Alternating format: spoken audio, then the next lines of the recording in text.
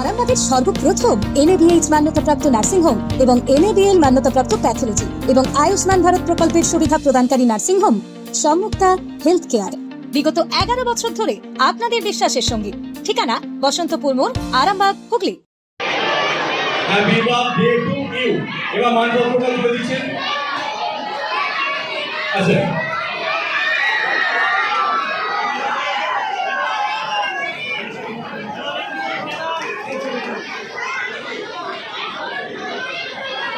এবার আমাদের একটু এটা একটা ফিল্ম বানানো রইল যে একজন বিধায়ক নিজের জন্মদিনকে ঘরে যে সেলিব্রেট না করে আমাদের স্কুলে এসেছেন।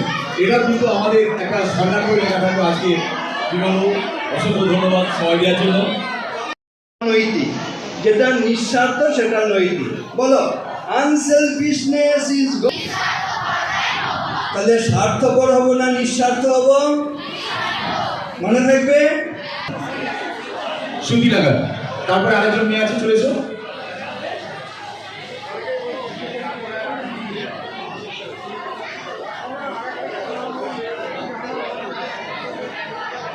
তোমাদের অনেক আগে থাকতেই ঘোষণা করেছি, ছেলেরা কেউ উঠবে না, ওখানে বসে যাও, বসে যাও, দেখতে পাবে, দেখতে পাবে, বসে যাও, বসে যাও না।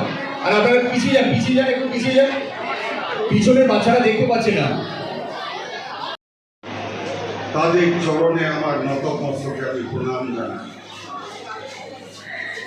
এবং বিপ্লবী অর্থাৎ বিশ্বকবি রবীন্দ্রনাথ ঠাকুর, বিদ্রোহী কবি কাজী নজরুল ইসলাম, নেতাজি সুভাষচন্দ্র বসু, সমাজ সংস্কারক ঈশ্বরচন্দ্র বিদ্যাসাগর এবং আধুনিক ভারতের প্রতীক রাজা রামমোহন রায়, এই 5 কালজয়ী পুরুষের আবক্ষ মূর্তি উন্মোচনে এবং রামকৃষ্ণ পরমহংসদেব রামকৃষ্ণ এবং সারদা দেবী উন্মোচনে আমাদের অতীত ইতিহাস স্মরণ করা না, বরং আগামী প্রজন্মের বিভিন্ন জায়গায় তারা সুনামের সাথে নিজেদের কর্মজীবনকে আগিয়ে নিয়ে চলেছে। তো আমি চাইবো আগামী দিনে আমাদের এই স্টুডেন্টদের আরও ভালো জায়গায় যাতে এগিয়ে যায় এবং নিজেদেরকে প্রতিষ্ঠা করে এবং দেশ ও দশের কথা যাতে তারা চিন্তা করে। এই বিষয়ে আমি ছাত্রছাত্রীদের আগামী ভবিষ্যতের কথা বলবো যে তোমরা এগিয়ে যাও। এই স্কুলের শুধু নাম নয়, তোমরা বাবা মায়ের শুধু নাম নয়, দেশ এবং দশের নাম করবে আগামী দিনে। নিজের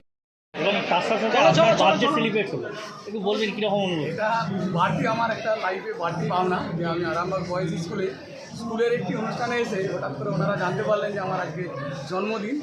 আর সেই জন্মদিনটা যখন সকলে মিলে একসাথে সেলিব্রেশন করলেন, আমাদের মাননীয় মন্ত্রী এবং আমাদের পুরো পূজ্যপাদ মহারাজের উপস্থিতিতে আমার সতীর্থ বিধায়ক এবং আমাদের জেলা সভাপতি সবাই ছিলেন।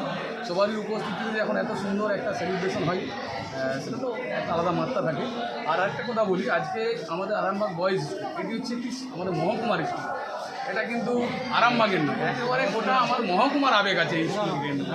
নাম্বার 1 মহকুমার স্কুল। সেই সাথে সাথে যেটা আছে সেটা হচ্ছে এই স্কুলের যে উদ্যোগ, এই 5 মনি ঋষি আজকে আবরণ মূর্তি উন্মোচন হলো, এটা অত্যন্ত প্রশংসনীয় কাজ।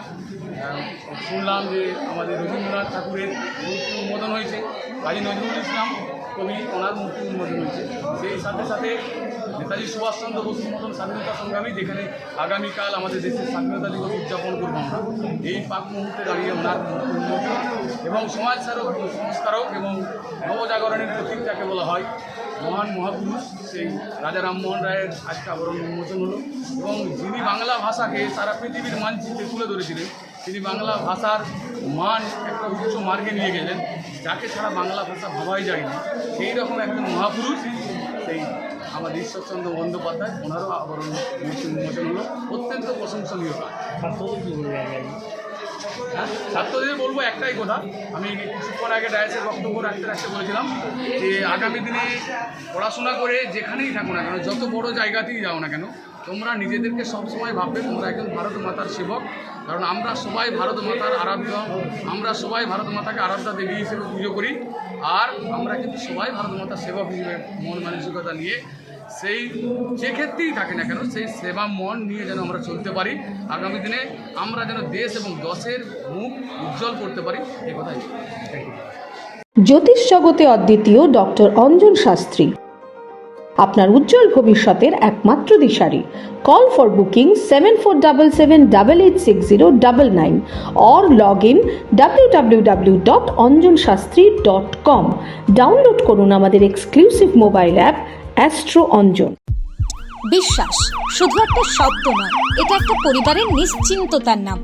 আপনার দুশ্চিন্তা আমাদের চিন্তার কারণ, তাই ভরসা রাখুন সম্মুক্তা হেলথ কেয়ারে। এবার আরামবাগে 24 ঘন্টা অত্যাধুনিক কার্ডিয়াক ক্যাথল্যাব।